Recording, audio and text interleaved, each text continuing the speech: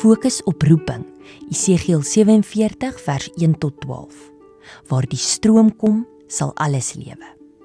Esegiel verkondig die val en wegvoering van die volk, as gevolg van hulle volhardende sonde, en dat God se teenwoordigheid van hulle sal onttrek.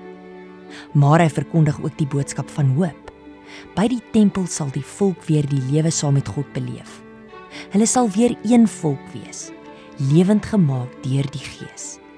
Hulle beleef die vreugde van die herstel van die land en stad. Die tempel is die bron van die lewe, 'n lewende stroom water wat genesing bring. Waar die stroom kom, sal alles lewe. Die volk beleef die vreugde van die herstel van die land.